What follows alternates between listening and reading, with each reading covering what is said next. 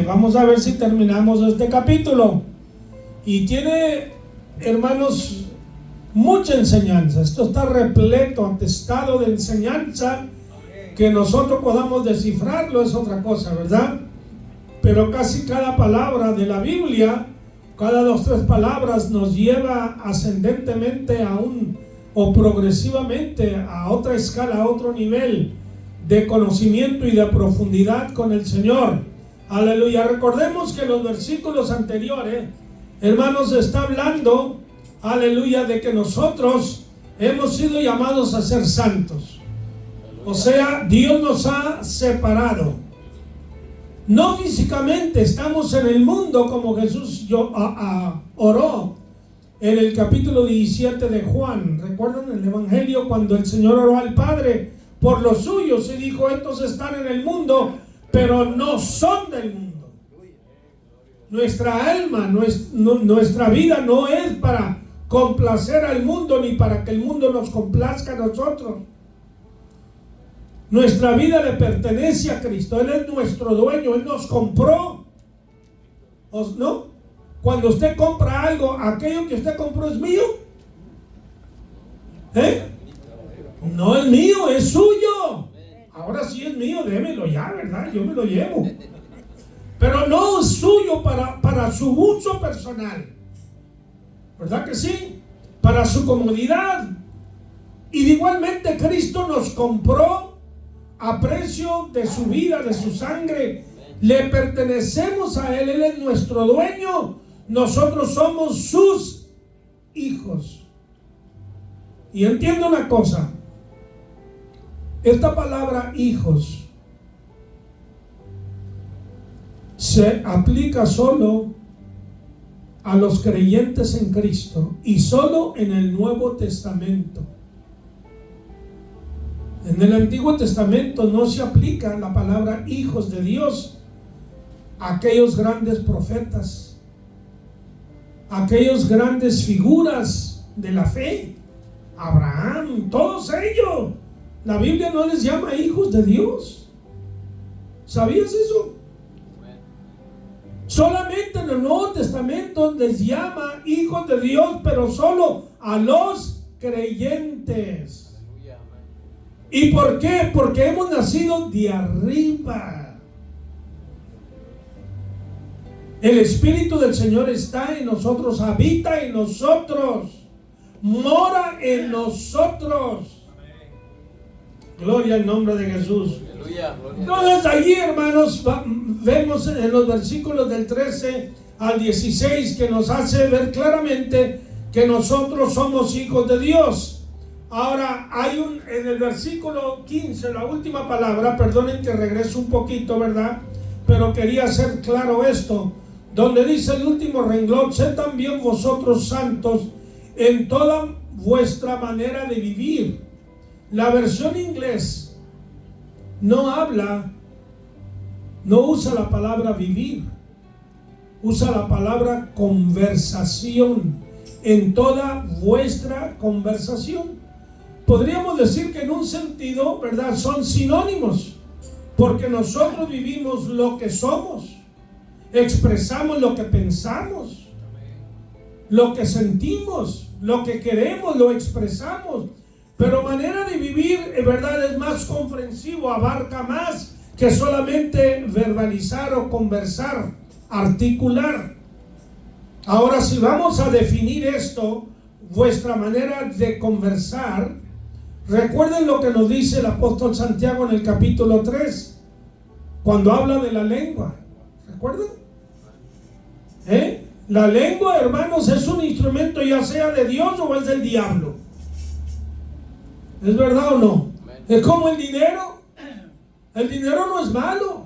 Depende cómo tú lo uses. Lo puedes usar para el bien, lo puedes usar para el mal. ¿Es verdad o no es verdad? Muy bien. Un arma tú la puedes usar. Un cuchillo, ¿para qué lo usas? ¿Cuántos tienen cuchillos en la casa? A ver, todos son criminales. No, hermano, usted necesita un cuchillo en la casa o más. Lo usa para el bien, pero lo puede usar para el mal. Entonces el cuchillo en sí no es el instrumento que es el malo, es como usted lo usa. Ok, nuestra conversación de igual manera. Nuestra conversación puede, hermanos, maldecir, puede herir, puede ofender, puede humillar, puede quebrantar corazones, pero puede también levantar el ánimo. Puede inspirar, puede bendecir, puede alabar a Dios con su lengua. Ok, solamente quería aclarar esto. O sea, viviendo en santidad inmiscuye o incluye también nuestra manera de expresarnos, nuestra manera de hablar. Dice, porque escrito está, sed santos porque yo soy santo. Porque Él es santo, nosotros si le pertenecemos a Él, tenemos que traer el ADN del Señor. ¿Estamos de acuerdo con eso? El ADN del Señor, tenemos que ser como Él es. Por eso lo dije la vez pasada, el domingo pasado, ¿verdad? De parecerse a su Padre, porque si no se parece a su Padre, pues puede haber algunas preguntas, ¿verdad? Allí. Pero ¿y este de dónde salió? Con esa nariz, con esos ojos, con ese color. Pero si se parece al Padre, pues ya sabe que de allí viene, ¿verdad? Nosotros tenemos, si somos creyentes, tenemos que parecernos a Él para que el mundo conozca. Y una de las características en las cuales el cristiano más se distingue es en el amor. ¿Recuerdan lo que el Señor les dijo a sus discípulos? Que nos amemos. ¿Para qué? Para que el mundo conozca.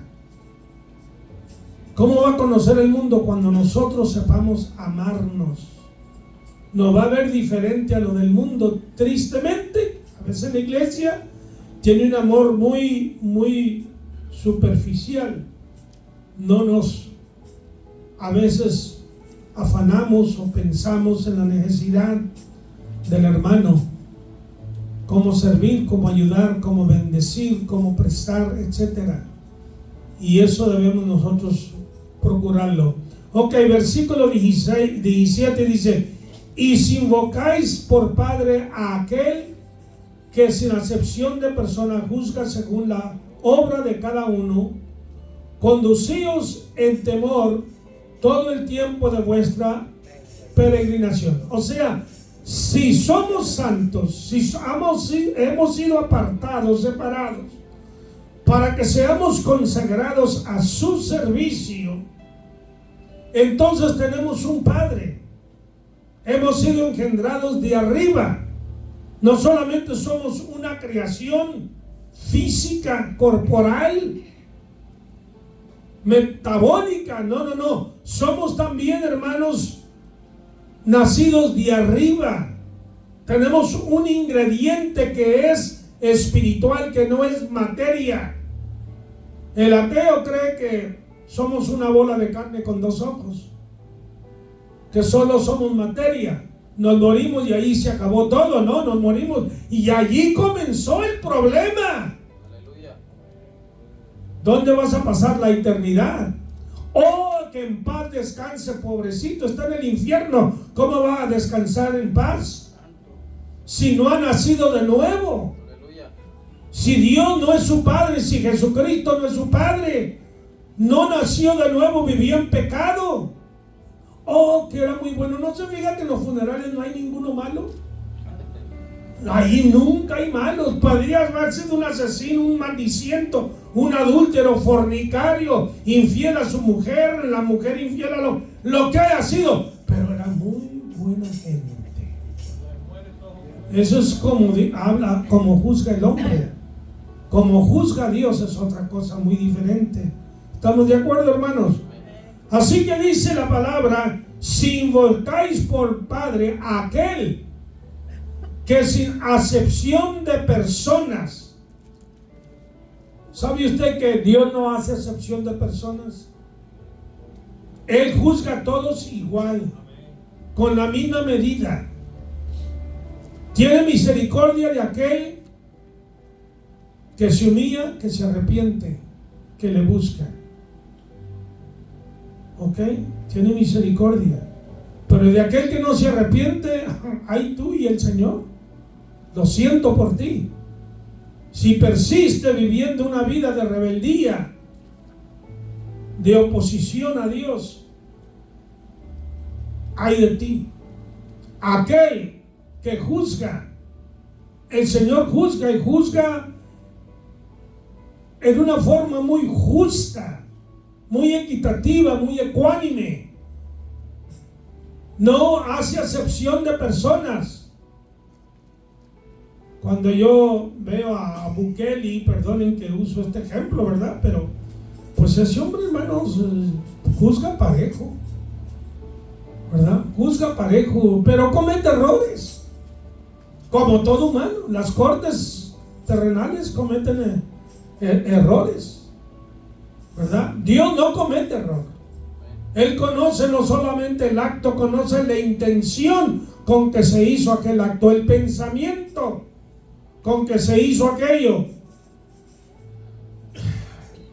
Les voy a dejar que hagan una pregunta o comenten sobre esto, a ver qué tenemos allí en esta palabra, Padre y el Señor que juzga la obra de cada uno, porque tenemos pasajes bíblicos, ¿verdad?, que nos hablan de ello. ¿Hay alguna pregunta o comentario, hermanos? Aleluya. Hermano, ya que nadie lo hace, pues hay que hacerlo, hermano, para que tenga más sabor la enseñanza, introducir elementos nuevos y así convertirle en una ensalada de lo alto. Amén. Me llama mucho la atención, hermano, el versículo 17, que dice: si invocas por Padre aquel que sin acepción de personas juzga según la obra de cada uno. Primero, antes que nada, Jesús nos enseñó a dirigirnos a Dios como Padre nuestro, Padre mío, que estás ¿dónde? En los cielos. Pero también en Mateo capítulo 23 Él dijo: no llames a nadie, escuche, Padre en la tierra, porque hay un solo Padre que tienen los cristianos, pero está en el cielo. No es el Papa de Roma, el Santo Padre, no es la Papa de Roma. Dijo Él: no llames Padre a nadie aquí en la tierra, porque solamente hay un Padre de los cristianos y está en el cielo. La doctrina de la prosperidad, hermano, los ministros hacen que sus feligreses, sus seguidores le llamen Padre espiritual. Pero en hebreo dice que no se le puede decir Padre espiritual a nadie. Padre en la fe, sí, como nuestro padre Abraham en la fe. Pero Padre espiritual no, porque yo no engendré a nadie. El que engendra es Dios. Entonces la doctrina de la prosperidad exige a sus feligreses, los ministros, que le llame Padre. Y eso es incorrecto, hermano. Porque entonces, ¿cuántos padres habría en el cielo y en la tierra? Estamos hablando de lo espiritual, ¿ok? Amén. Así que los hijos no digan: no, pues ya no te puedo llamar padre. No estamos hablando literalmente, estamos hablando de lo espiritual. Jesús lo prohibió, que hay un solo Padre que está en los cielos, el Padre espiritual. Y en hebreo dice que nuestro Padre celestial, Él es el Padre de los espíritus, porque Él ha creado el espíritu que ha puesto en cada uno. Me llama la atención porque dice: si invocas, invocar es llamar. Usted en la oración va y dice, le llama al Padre. Usa el teléfono de Jeremías 33, ¿verdad? Y dice: Padre, aquí vengo. Y le llama por su nombre: Padre Santo, en el nombre de Jesús vengo a ti. Comienza a hablar con Él, ¿sí o no? Comienza el diálogo. Y dice Pedro que este Padre celestial, Él no discrimina ni hace acepción de personas con nadie. No importa el estrato social, sea rey, gobernador, sea alcalde, sea quien sea ministro, pastor, profeta o quien sea. No se puede hacer acepción de personas, no se puede discriminar. O sea, discriminar, hacer la acepción de personas es tratar a cada uno diferente. Y como dijo usted de Bukele, que él es humano, pero él practica la justicia. Y nosotros tenemos que practicar la justicia, porque dice que Dios juzga sin discriminar a nadie, sin hacer acepción de personas. Eso quiere decir que Él es justo. Su atributo de Él, uno de ellos es la justicia. Y el cristiano tiene que amar a su hermano y hacer justicia. Ser justo significa darle a cada uno lo que le corresponde, pero sin discriminar a nadie, se habla mucho del amor y se pasa por alto la justicia. Otros hablan de la pura justicia y se pasa por alto el amor. Yo creo que tenemos que ser equitativos, equilibrados. Mostrar amor, sí, pero también ser justos. Por eso en las iglesias se permite cuánta sinvergüenzada, hermano. Porque en el amor de Dios se permite el homosexualismo, se permite el pecado. Entonces, como no se hace justicia, pueden estar en pecado los músicos, los predicadores, y no se los pone en disciplina. Pero dice que imitemos a Dios, que así como Él no discrimina a nadie, corta a todos parejos, le da a cada uno según la obra que a cada uno le corresponde. Yo creo que podemos imitar a Dios. Sí, amar porque Dios es amor. Sí, pero también hay que hacer justicia, hay que hacer lo correcto, hay que tratar a cada uno de acuerdo a lo que merece. Y sigue diciendo también, dice, condúzcanse en temor todo el tiempo de su peregrinación. La vida aquí en la tierra se compara con la experiencia que tuvo el pueblo de Israel en el desierto, ¿verdad? En su peregrinaje. Quiere decir que el peregrino no tiene morada fija por donde está pasando, sino que tiene su morada celestial, y nuestra ciudad, nuestra morada está en el cielo. Aquí somos ¿qué? Peregrinos. Pero dice condúzcanse. ¿Qué le viene a la mente a usted? ¿Quiénes saben conducir automóvil aquí, verdad? Los que saben conducir automóvil, ellos saben cómo manejar, ¿verdad? A ese coche o carro o troca, como le llame. Quiere decir que el que sabe conducirse no va a causar accidentes. El que sabe conducirse va a examinar su carro y conoce reglas, hermano, de tránsito. Entonces nosotros tenemos que conocer las reglas, los mandamientos de Dios para poder conducirnos, ¿cómo? Correctamente, para no causar accidentes. Por eso agrega ahí temor, hermano. Y el temor son los frenos del cristiano. El temor es lo que te frena para no pecar. Así como cuando vas conduciendo, no te vas a atrever a manejar un carro, a conducir un carro sin freno. Si tú sabes que no están buenos los frenos, mejor ni los muevas, porque va a ser un seguro accidente. Así también para conducirnos sabiamente y correctamente sin causar accidentes espirituales, tenemos que conducir sabiamente y con sabiduría nuestra vida, con ese temor que son los frenos, para no caer en el libertinaje, en esa libertad de hacer lo que me plazca, hermano. Este versículo está lleno, como dijo usted, de enseñanza. Y yo quiero decirle, maestro, que no hay prisa por estar avanzando en la enseñanza, ¿ok? Porque estas son enseñanzas exegéticas. Hay que explicar bien en detalle. No tenemos prisas, hermano. Lo que queremos es que cada uno comente, pregunte y haga respuestas, y que se aprenda, hermano, para aprovechar el sacrificio que hacemos de venir acá a la iglesia. Y si sabemos que somos hijos de Dios, entonces tenemos un Padre. Y como hijos nos corresponde ser como nuestro Padre Santo, ¿verdad? Apartado del mal. Santidad significa apartado, separado de lo mal y dedicado y consagrado a hacer lo que Dios quiere, imitarlo a Él, ¿verdad? Entonces, finalmente, como hijos de Dios, tenemos un testimonio que dar, tenemos que brillar, tenemos que ser luminares, tenemos que parecernos al Señor, a nuestro Padre, ¿verdad? Y por último aquí, tenemos que imitarlo en todos los atributos que uno puede hacerlo, ¿verdad? Porque Dios tiene atributos, pero el atributo de la omnipotencia no podemos imitarlo en eso, en la omnisciencia tampoco, en la eternidad tampoco, pero hay otros atributos como la justicia, el amor, la santidad, la misericordia, la bondad. Esos atributos, ¿verdad? Podemos practicarlos, imitar a Dios, hermano. Y como hijos somos herederos de un reino, heredero de un cielo nuevo y tierra nueva, de un cuerpo glorificado. Gracias, hermano. Amén, gloria a Dios. Buena explicación, ¿verdad? ¿Hay algún otro comentario, pregunta, hermanos? En esto. Hermano, Bueno, sí, hermana. en la Biblia dice, ¿verdad?, que ser santo, porque Cristo lo dejó ahí escrito en su palabra, y creo que Cristo es el mejor ejemplo en santidad. Amén. Y si Él nos manda a ser santo es porque Cristo fue santo. Y si Él es nuestro Padre, nosotros como hijos queremos ser igual que Él. Entonces Dios nos manda y si Cristo pudo, recordemos que Cristo se humanó y Él fue también humano como nosotros y Cristo fue santo. Entonces, ¿por qué nosotros como hijos de Dios no podemos ser santos?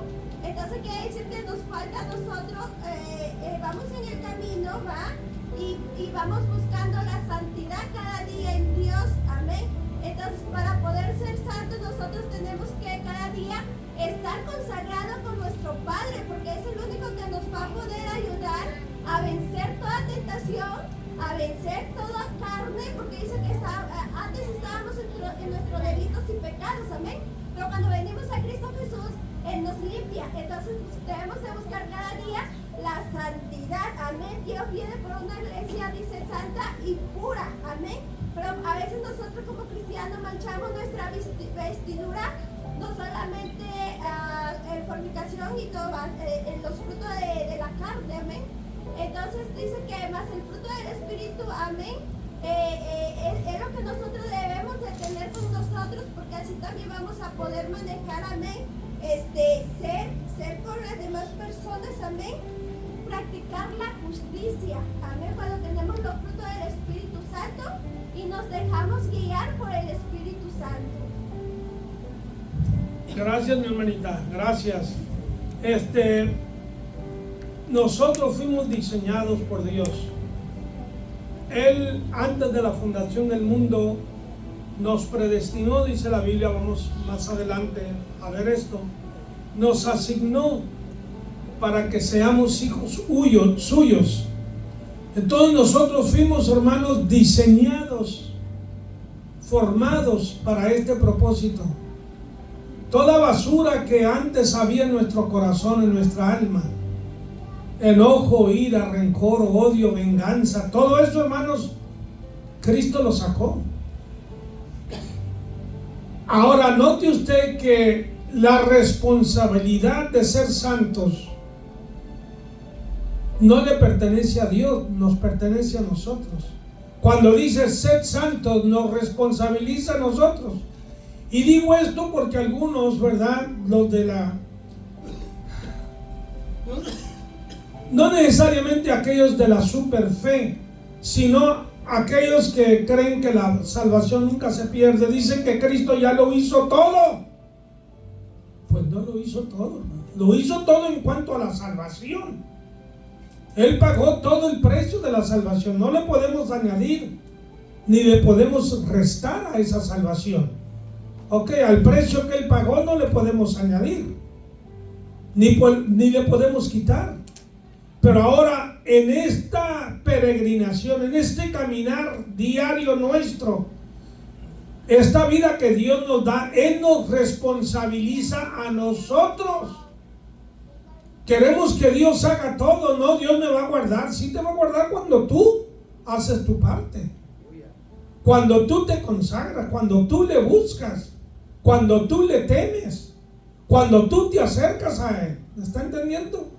Por eso Jesús, por ejemplo, ahí en Juan 15, cuando habla de la vid verdadera y los pámpanos, yo soy la vid verdadera, vosotros sois los pámpanos, mi Padre es el labrador, todo pámpano que en mí no lleva fruto será quitado y echado fuera. ¿Quién es el responsable de llevar fruto?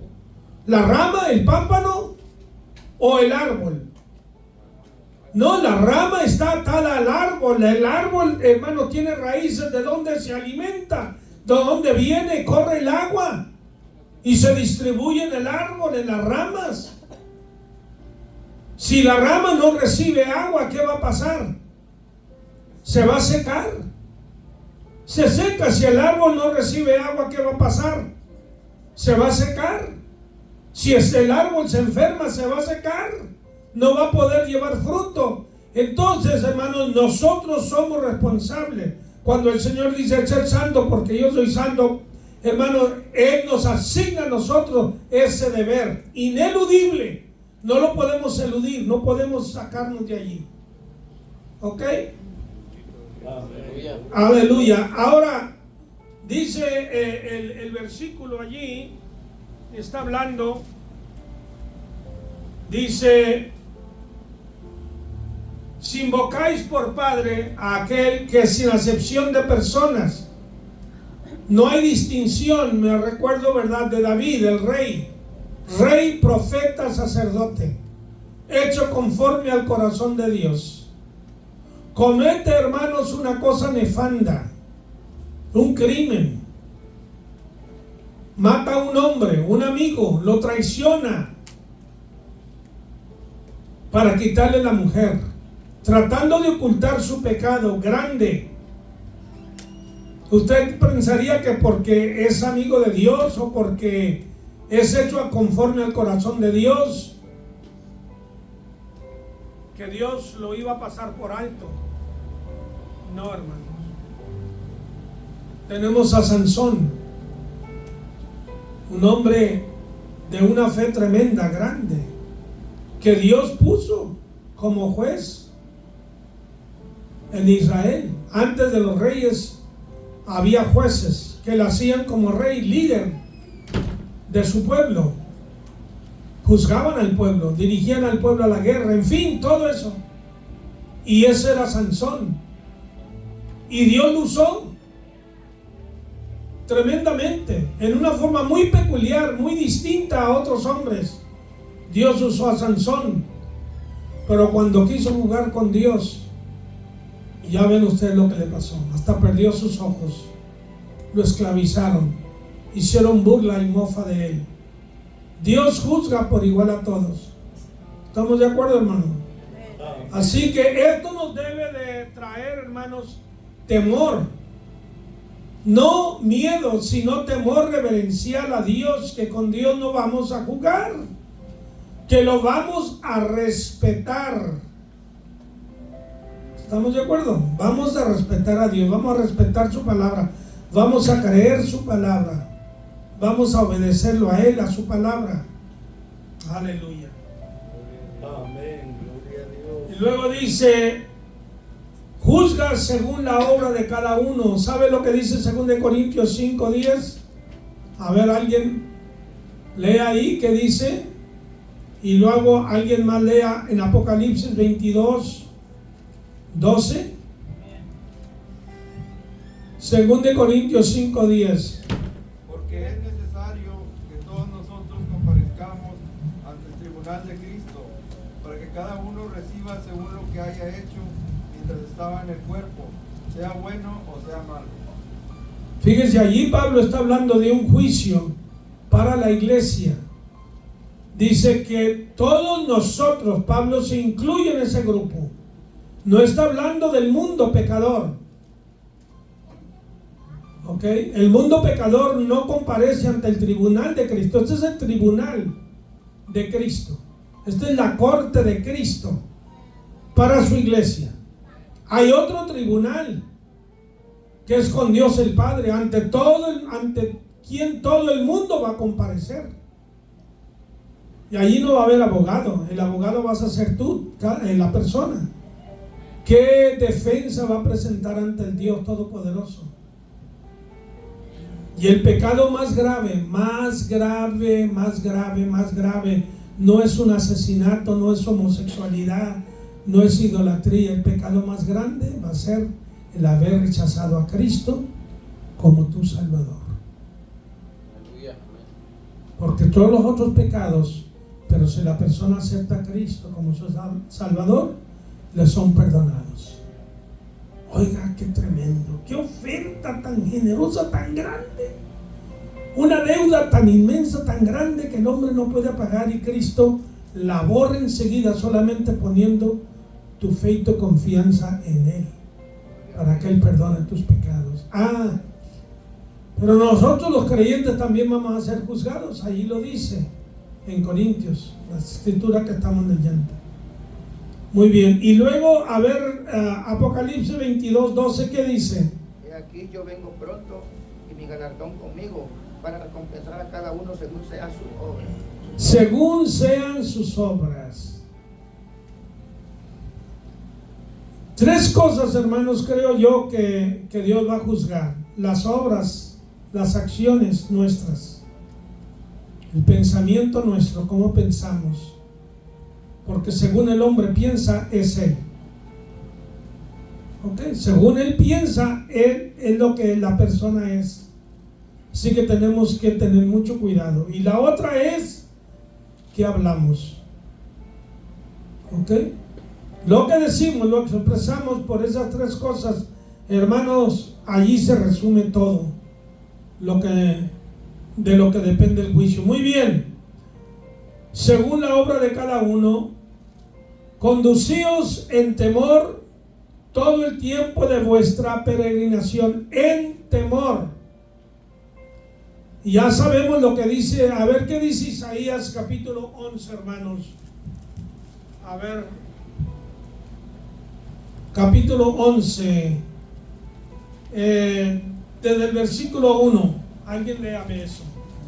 Saldrá una vara del tronco de Isaías y un vástago retoño de sus raíces, y reposará sobre él el espíritu de Más Jehová. fuerte, hermano, más fuerte. Y reposará sobre él el espíritu de Jehová, espíritu de sabiduría e inteligencia, espíritu de consejo y de poder, espíritu de conocimiento y temor de Jehová. Ok, hasta allí. ¿De quién creen ustedes que está hablando aquí? ¿Qué es la persona? ¿Qué persona? Cristo, de Cristo. Estoy sordo, hermanos. De Cristo. De la persona de Cristo. Ve, y estos son 7 espíritus de Dios que reposan en la persona del Mesías. Ok, y el último de ellos, bueno, todos lo sabemos, ¿verdad? Como dice, de sabiduría, de inteligencia, de consejo, de poder, de conocimiento, y luego dice que del temor de Jehová. Ese temor fue lo que Dios quiso infundir a Israel cuando apareció, hermanos, allá en el Sinaí, cuando dio, hermanos, los mandamientos. La palabra hace alusión a ello allí en el libro de Hebreos. Cómo era la presencia de Dios tan grande, tan fuerte, tan majestuosa, que el mismo monte, aquella montaña no podía resistir la presencia de Dios. Se sacudía, temblaba, había oscuridad, había relámpagos, y el pueblo tuvo gran temor y le dijeron a Moisés: tú habla con Dios, nosotros no queremos hablar con él, que no se acerque a nosotros. Y recuerden también cuando Ananías y Zafira quisieron engañar al Espíritu Santo, ¿recuerdan? Y que ambos fueron muertos. ¿Y qué dice la Biblia que hubo en la iglesia? Hubo temor. Mientras que usted guarde el temor de Dios, hermano, usted no se va a ir al mundo. ¿Está entendiendo?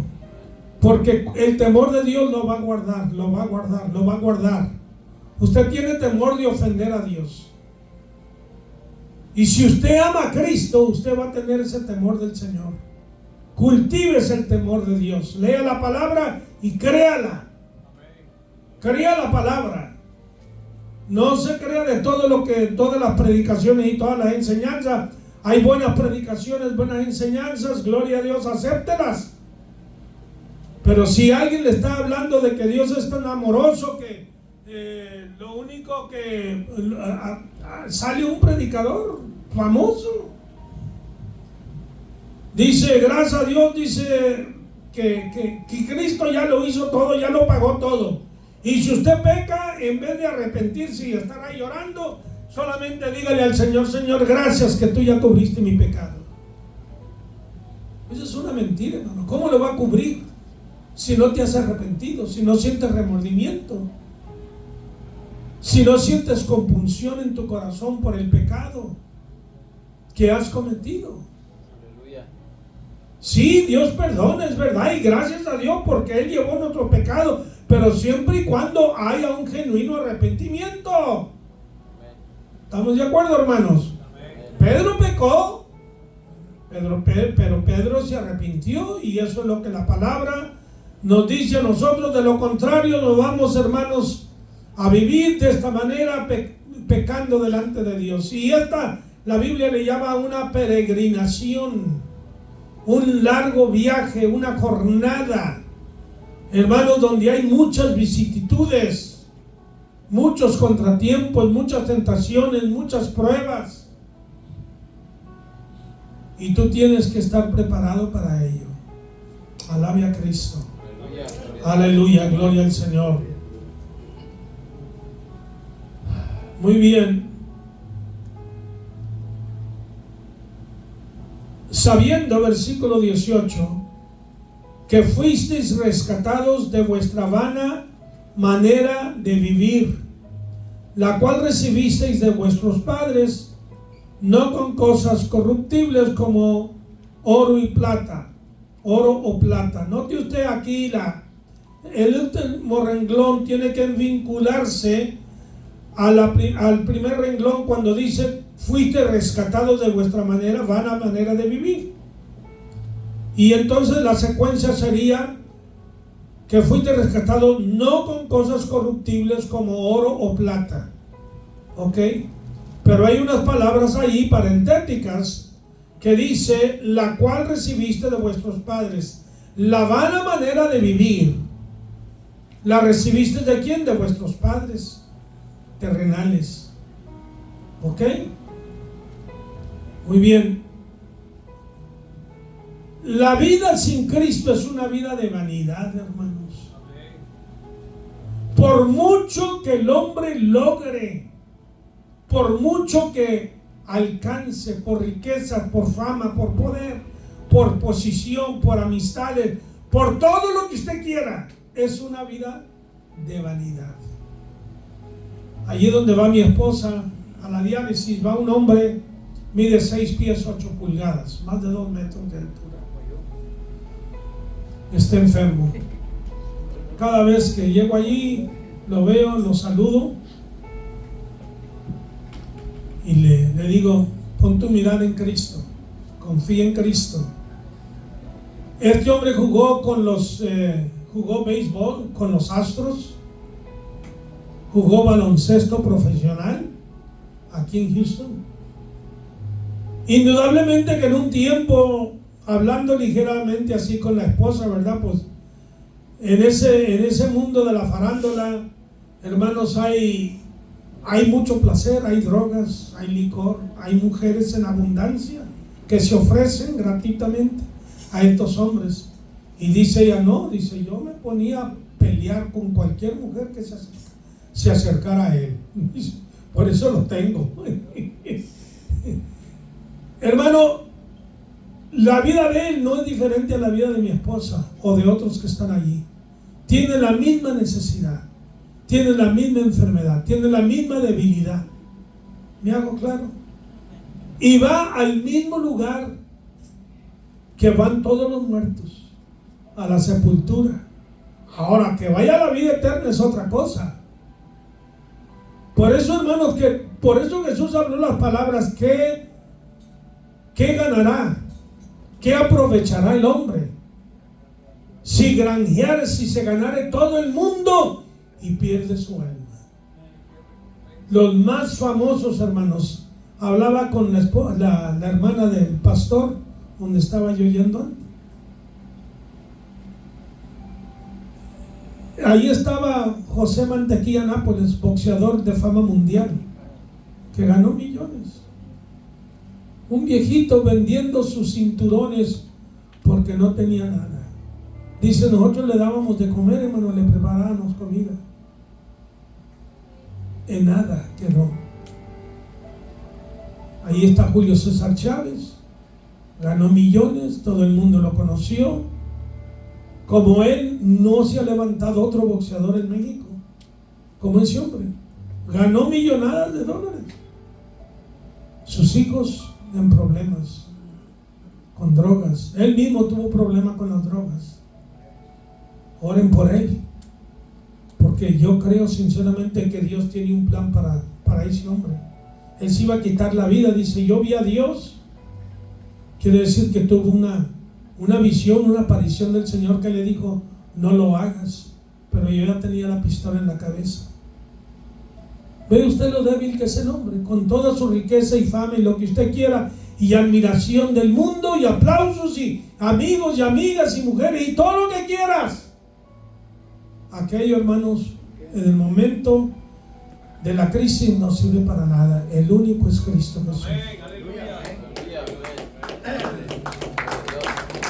Ahora yo estoy aquí a hoy, mañana me puedo morir. Nada me hace en esta vida eterno.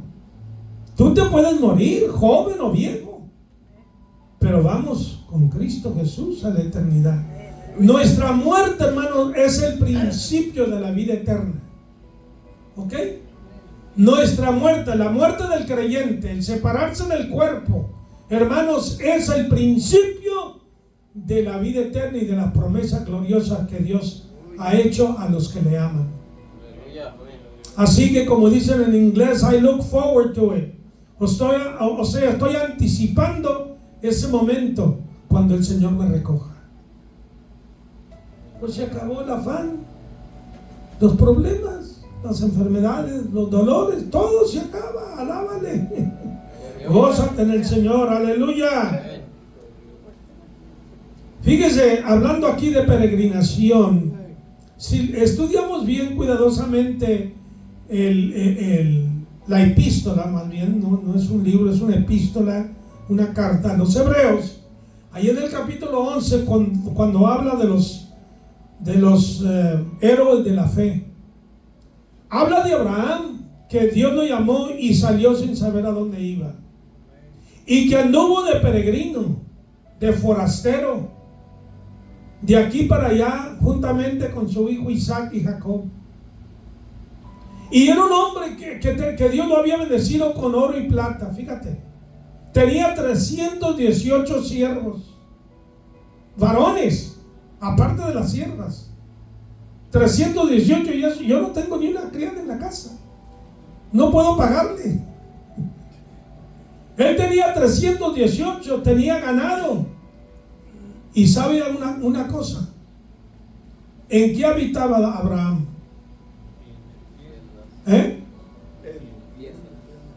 En tiendas, en carpitas hechas de cueros de animales.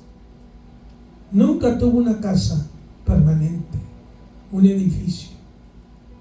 ¿Te has preguntado por qué? Porque de ahí dice, ahí lo describe. Sabía que era peregrino, que iba de pasada, era un transeúnte en este mundo. Y nosotros, ¿cómo nos preocupamos por tener una casa, verdad? Yo tuve 2 casas antes de la que tengo y las tuve que vender, ¿verdad? Bueno, la primera no la tuve que vender, la vendí para conseguir otra más grande, y luego porque la familia creció y ya no la podía pagar, oiga, y pues la tuve que vender para no, pues la perdí en un sentido, ¿verdad? Porque ya no era mía. Pero ahora tengo una casita chiquita ahí de Trader House, ¿verdad? No crean que es nada de lujo, pequeña.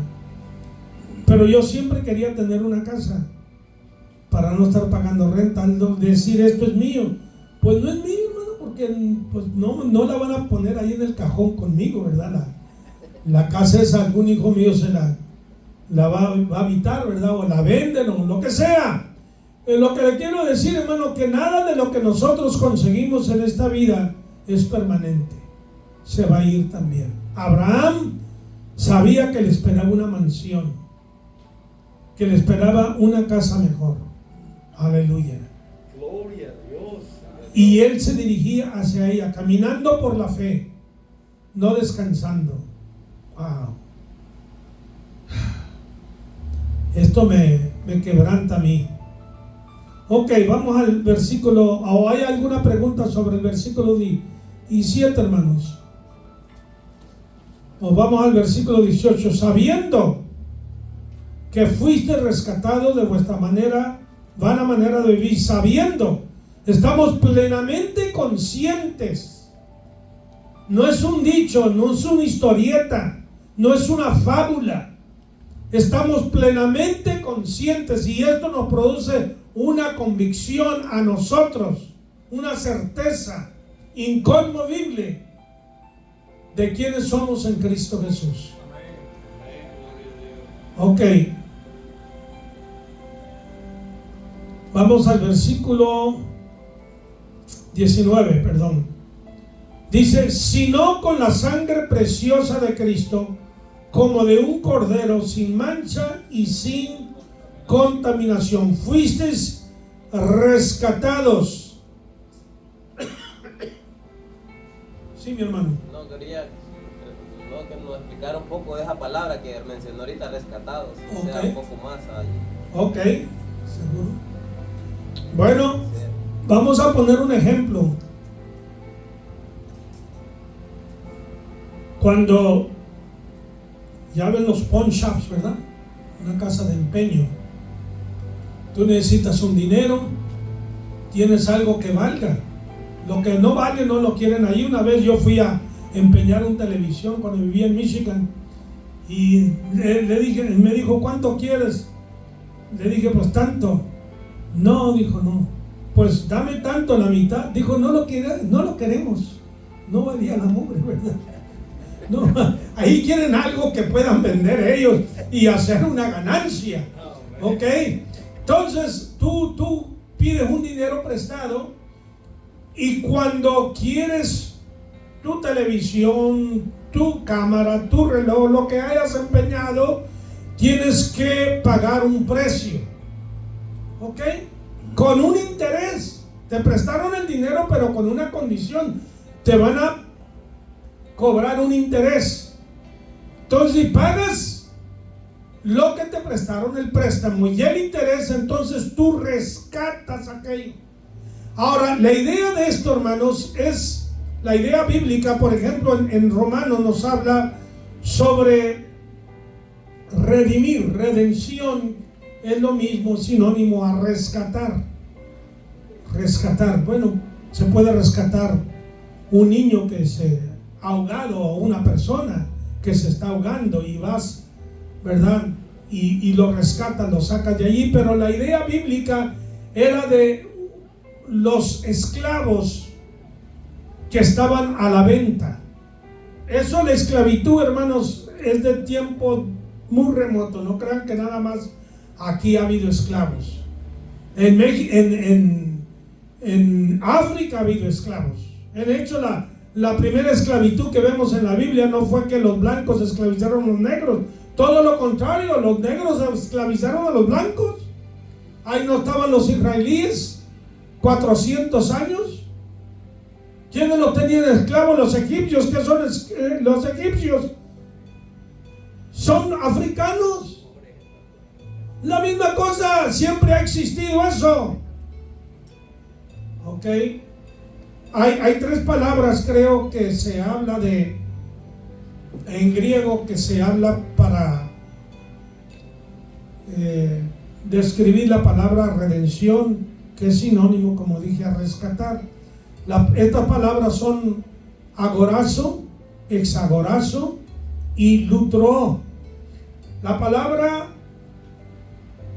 agorazo quiere decir comprar en el mercado a precio de oro o de plata. Comprar un esclavo. Se compra el esclavo para que trabaje, para que produzca, y ese esclavo no puede salir de allí. Está encadenado. ¿Cómo sale? Alguien que tiene dinero, que es más poderoso que el esclavo, alguien adinerado, viene y paga un precio y es rescatado. Es lo que hizo Cristo contigo y conmigo. Estábamos atados en el pecado. Sabíamos que estábamos haciendo mal, pero tú no podías rescatarte. Tú no podías liberarte, porque el pecado, hermano, es una ley. Y la ley no la puedes tú quebrantar sin pagar consecuencias. Y esa ley nos tenía a nosotros atados, y más que atados, esclavizados. No teníamos fuerza, no había hombre, no había nada ni nadie que nos podía rescatar. Cristo vino y pagó el precio en la cruz del Calvario con su vida, derramando su sangre. Y pagó el precio para nuestro rescate, nuestra redención. Aleluya. Nosotros estábamos, ¿qué? Vendidos. vendidos al pecado. A ver, ¿qué dice Romanos 7:14?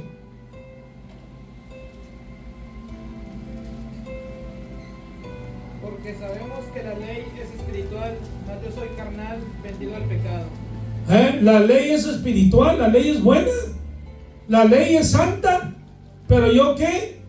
Yo soy carnal. O sea, yo tengo la naturaleza adámica. Ya después de que Adán pecó, desarrolló una naturaleza que se inclina instintivamente al pecado. La naturaleza sin Cristo busca el pecado. ¿Me estás entendiendo? La busca, tú a veces sin querer sientes, ¿verdad? Como decía uno, veía, ¿verdad? Un teatro, decía, mi carro se está yendo hacia allá. No, no es el carro, eres tú, que te da tentación, que te empuja al mal. ¿Ok? Esa es la naturaleza, vendidos al pecado. Muy bien. ¿Qué dice Ezequiel 18:4? Ezequiel 18:4, ¿qué dice? Y alguien me busca Juan 3, 18 y 19. Ezequiel 18:4. Dice, he aquí todas las almas son mías, como el alma del Padre, así el alma del Hijo es mía. El alma que pecare, esa morirá. ¿Esa qué? Morirá. Morirá. O sea, porque el alma que pecare, no, es que todos estamos vendidos al pecado. Entonces la muerte venía para todos. Y no está hablando de la muerte física, está hablando de la muerte espiritual, de la condenación eterna. ¿Qué dice Juan 3:18? El que en él cree no es condenado, pero el que no cree ya ha sido condenado porque no ha creído en el nombre del unigénito Hijo de Dios. Ve, el que cree no es condenado, pero el que no cree ya, la sentencia ya está puesta en él. No es que va a ser, no, ya es condenado. Esa era tu posición y la mía, estábamos en condenación. Muy bien, ¿qué dice la palabra? Romanos 3:19 y luego Gálatas 3:10. Romanos 3:19.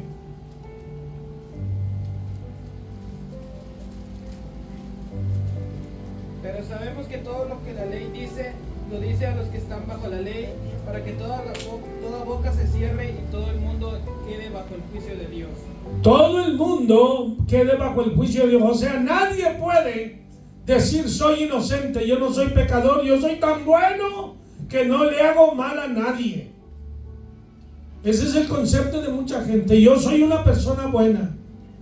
Sí, pero lástima que Dios no dice eso.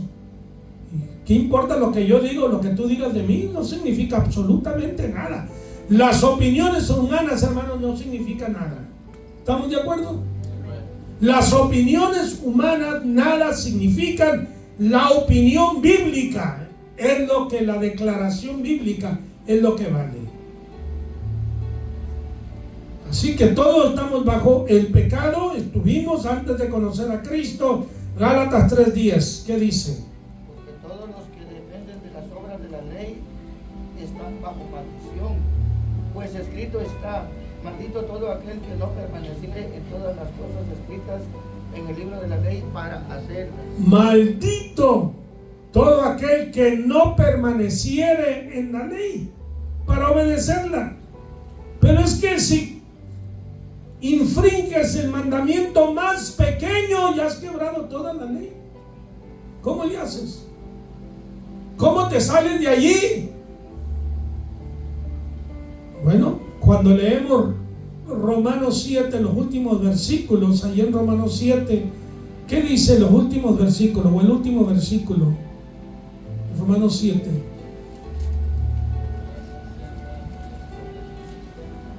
Dice, Gracias doy a Dios. pero veo otra ley en mis miembros que se revela contra la ley de mi mente, el que me lleva cautivo a la ley del pecado que está en mis miembros. Miserable de mí, ¿quién me librará de este cuerpo de muerte? Gracias doy a Dios por Jesucristo, Señor nuestro. Así que yo mismo con la mente sirvo a la ley de Dios, mas con la carne a la ley del pecado. ¿Cómo dice? Miserable hombre de mí. Sin Cristo soy miserable, soy lo peor. No hay esperanza para mí, no hay salvación, no hay nada. Pero luego, ¿qué dice, hermano? Gracias doy A Dios por Jesucristo. Por Jesucristo. O sea, la ley me llevó a tal grado donde descubrió en mí toda suerte de pecado, me desnudó.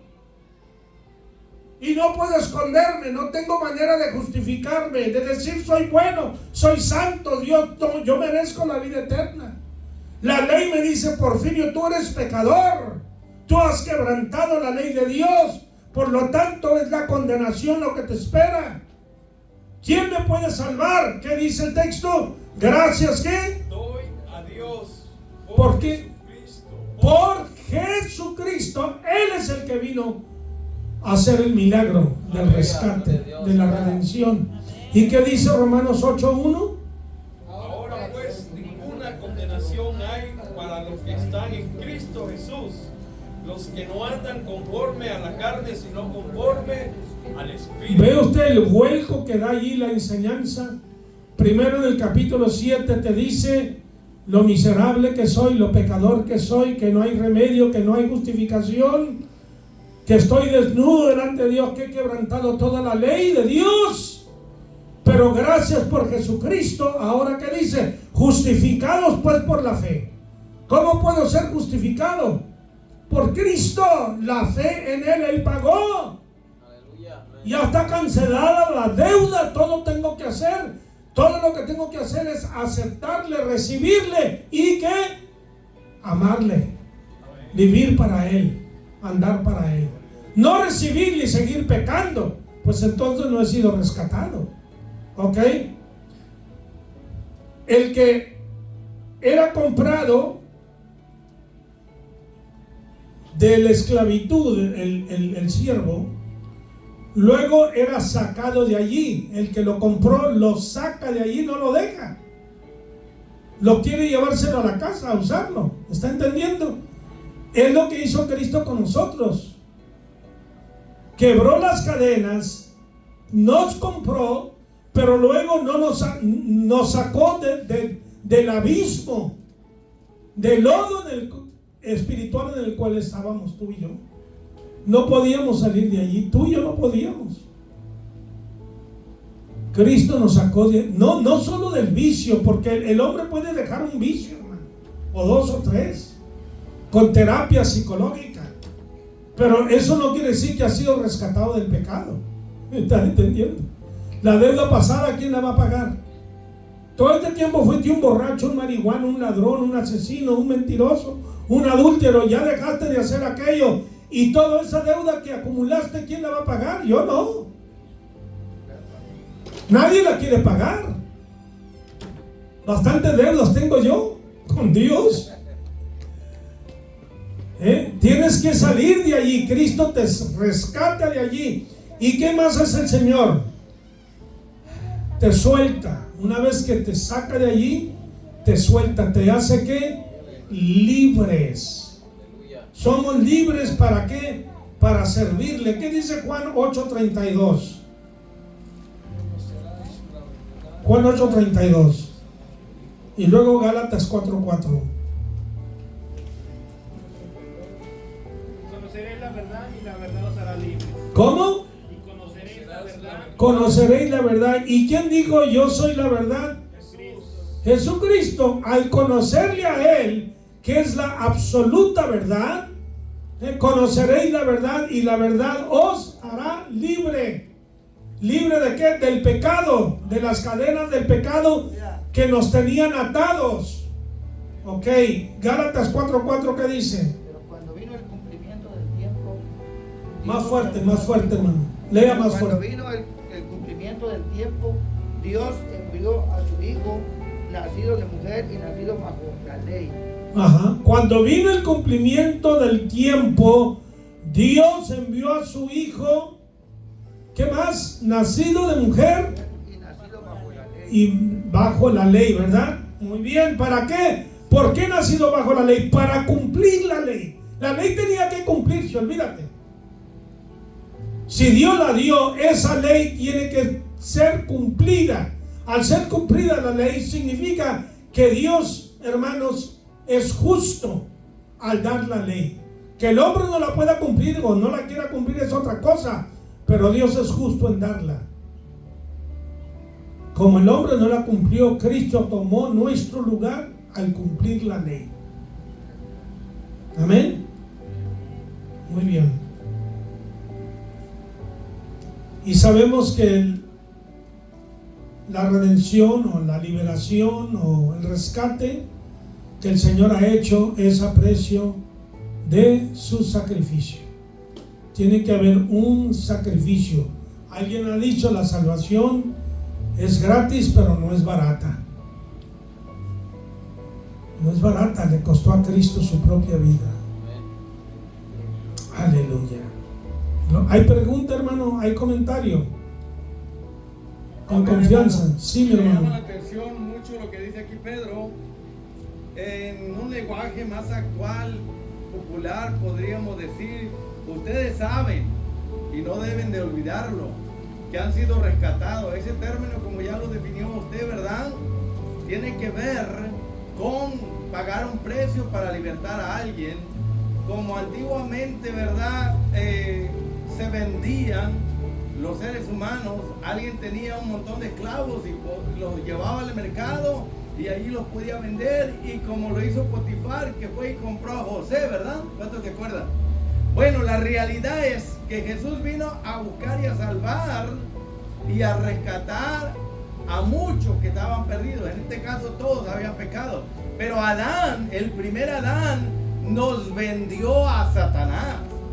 Y como Él nos vendió, ahora pasamos de Adán y Eva pasaron del reino de Dios, que eran hijos de Dios, así lo dice la Biblia, y ahora pasaron a otro reino, al reino de Satanás. Llegaron a ser, por así decirlo, hijos del diablo, porque la Biblia dice que hay hijos de Dios, hijos del diablo. Hay dos reinos aquí en esta tierra: el reino de Dios, donde están sus hijos, y el reino de Satanás, del diablo. Entonces, la profecía decía: oh torre del rebaño, que es Jesucristo, dice, va a venir aquel que te va a rescatar y te va a hacer libre de este yugo de la esclavitud, del poder satánico. Pero también Isaías dice que se le va a quitar el botín al tirano.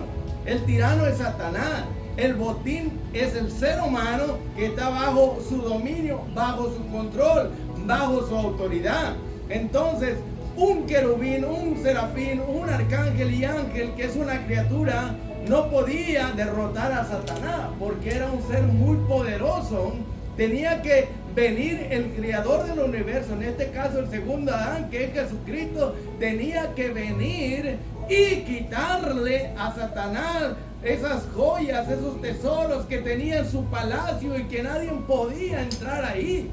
Vino el grande Jesucristo y vino a quitarle el botín, las joyas de valor que tenía en su palacio, quiere decir en este mundo, porque todo el mundo está bajo el poder de Satanás. Pero el mundo que ha pecado, que no tiene a Cristo, que no tiene a Dios. Lo interesante aquí, vemos la batalla, la guerra de los siglos, de que como Adán y Eva nos vendió a Satanás, entonces llegamos a ser súbditos del reino pecador, del reino del mal, y cuyo Dios llegó a ser Satanás. Y ya todos los que estamos aquí somos ex hijos de Satanás, porque nacimos en su reino, hermano. En el reino de pecado, con la naturaleza del pecado heredada, ¿verdad?, por nuestros antiguos padres. Y es lo que dice Pedro aquí: fueron rescatados de su vana manera de vivir que recibieron de vuestros padres, o sea, los antepasados, desde Adán para acá, que han pecado. Estamos vendidos al pecado en el reino de Satanás, pero tenía que venir alguien grande, poderoso, y el Padre mandó a su Hijo. ¿Y qué hizo el Padre a través del Hijo? Dice que nos libró del reino de las tinieblas de Satanás y nos trasladó al reino de su amado Hijo.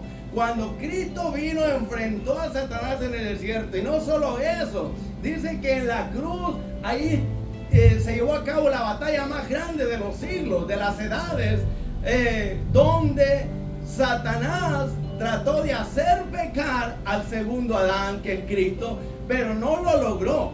Y al morir Cristo sin pecar en esa batalla, ahí demostró que Satanás quedaba derrotado. Él es la simiente de la mujer que le iba a aplastar la cabeza a la serpiente, y a la cruz del Calvario, al morir Jesucristo sin pecar, ganó la batalla y despojando a los principados y potestades, los exhibió públicamente triunfando sobre ellos. Está hablando de Satanás y sus demonios, su reino, los aplastó, y al resucitar de entre los muertos, ahí derrotó al que tenía el imperio de la muerte. Esto es Satanás, al que tenía. Porque hay una traducción que dice al que tiene. Es una falsa traducción. La Nueva Versión Internacional dice el que tenía. Quiere decir que el grande, el poderoso Jesucristo vino a rescatarnos del mercado de Satanás. Vino y pagó el precio. ¿Cuál fue el precio que Jesús pagó? Su propia sangre, martirio, suplicio, tortura. Bueno, ahí vemos que era una batalla espiritual. El diablo usando a la gente religiosa para infligirle todo tipo de tortura. ¿Cuál era el fin y el propósito? Baja de la cruz, ¿verdad?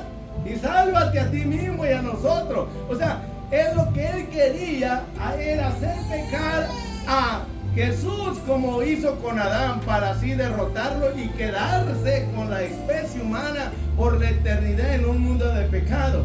Pero gracias sean dadas a Dios por medio de nuestro Señor Jesucristo, por el cual nos da la victoria. Por eso se le llama el que rescata, el que redime, el que salva, el que liberta.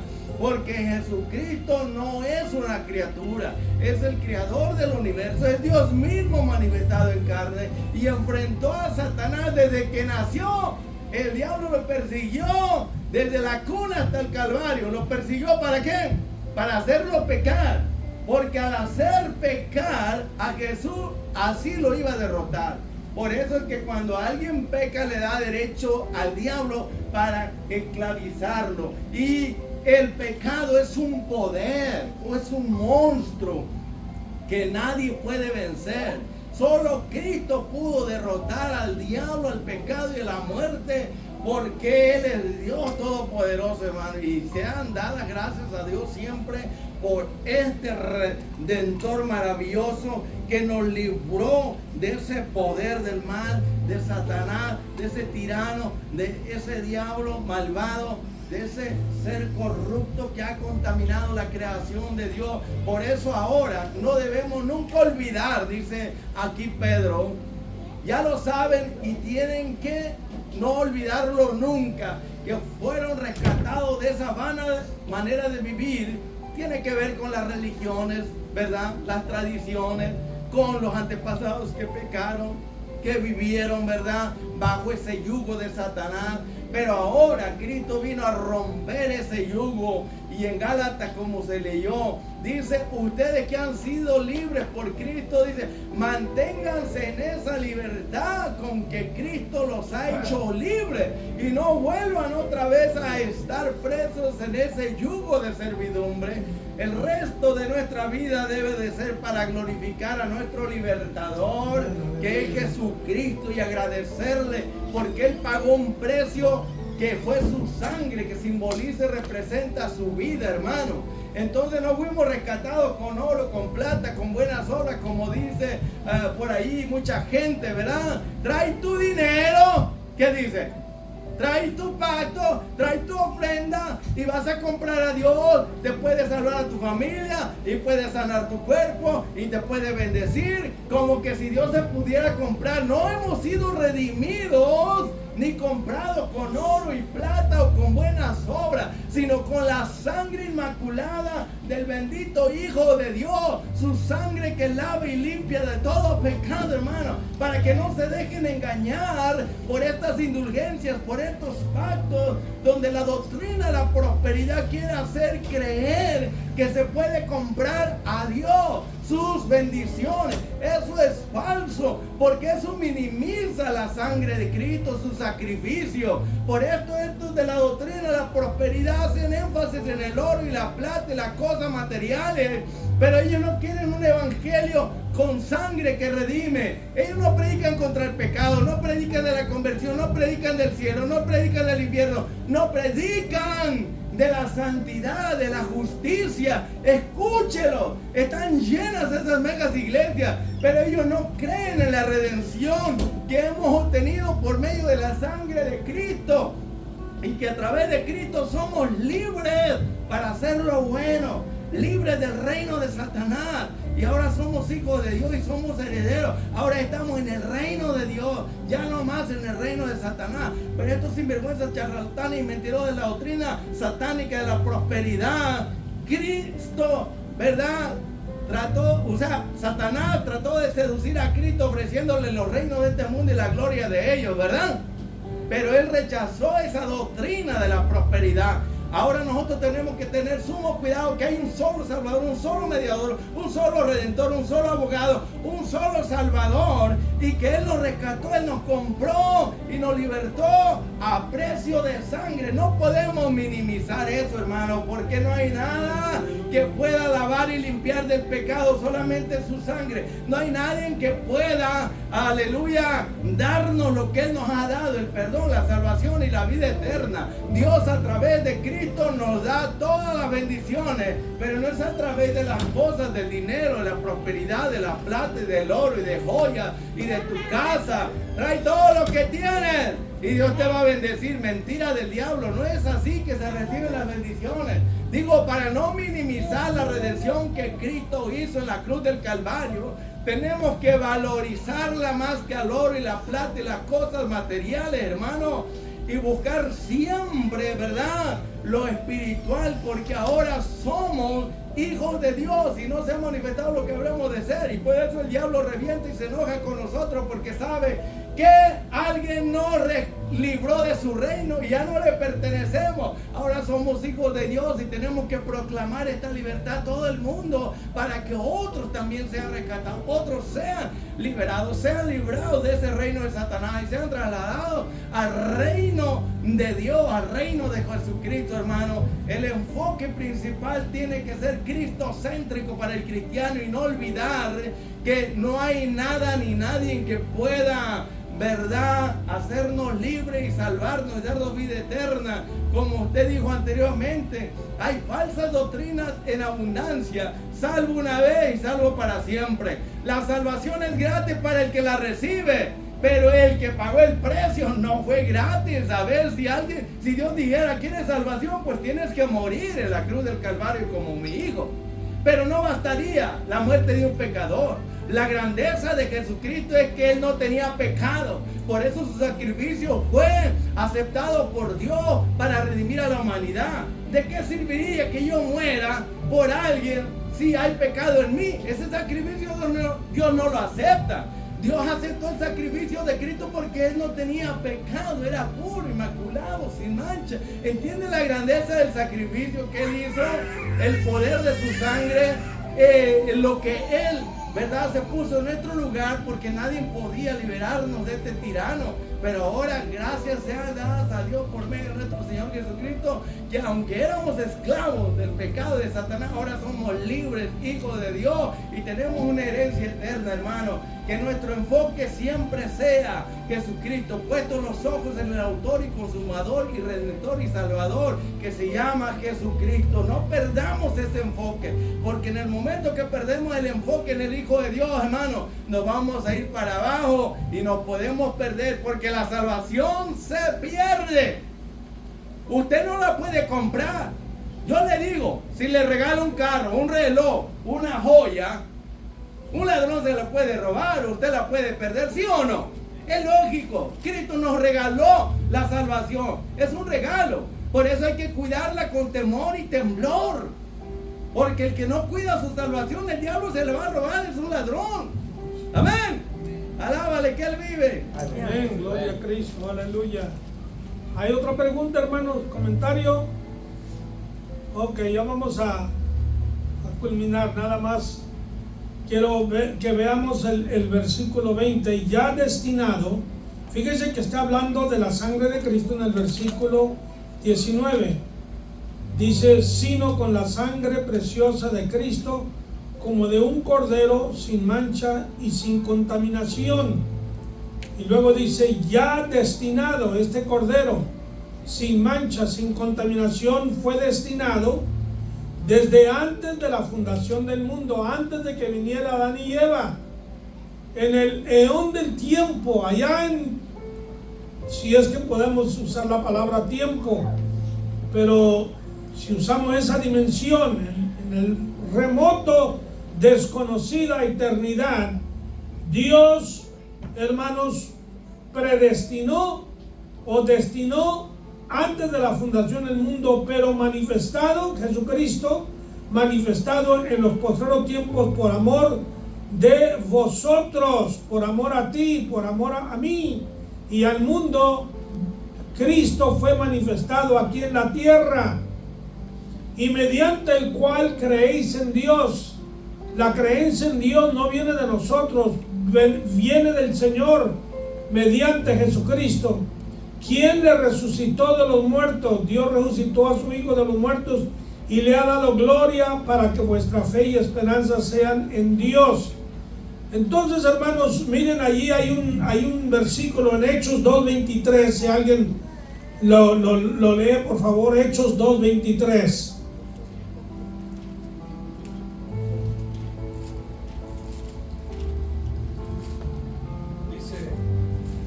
Entregado por el determinado consejo y anticipado conocimiento de Dios, pretendisteis y matasteis por manos de inicuos, crucificándole. Fíjese usted que allí Pedro está diciéndole al pueblo que a este Jesús, quien vosotros crucificasteis y matasteis, predestinado, así dice, ¿verdad?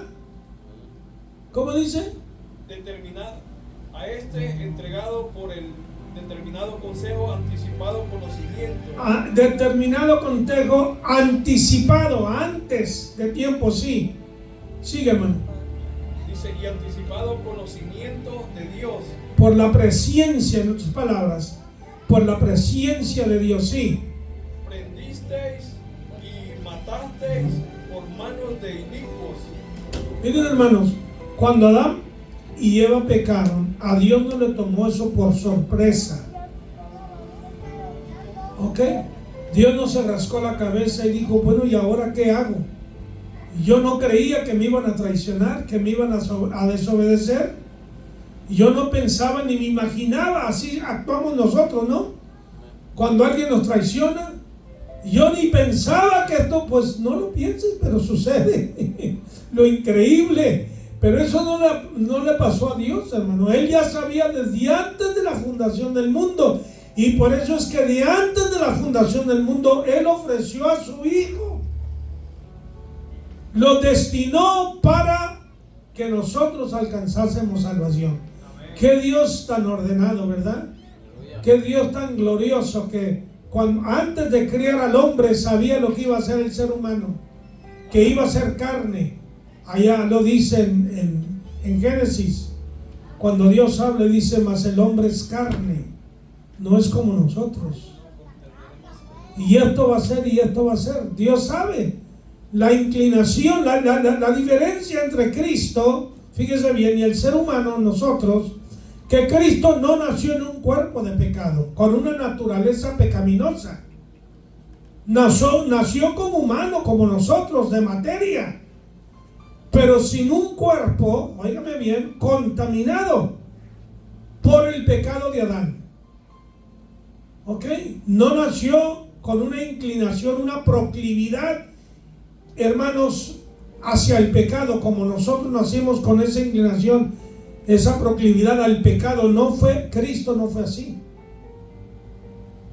¿Ok?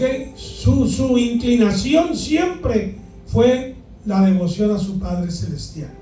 Y claramente dijo, mi comida es que haga la voluntad del que me envió.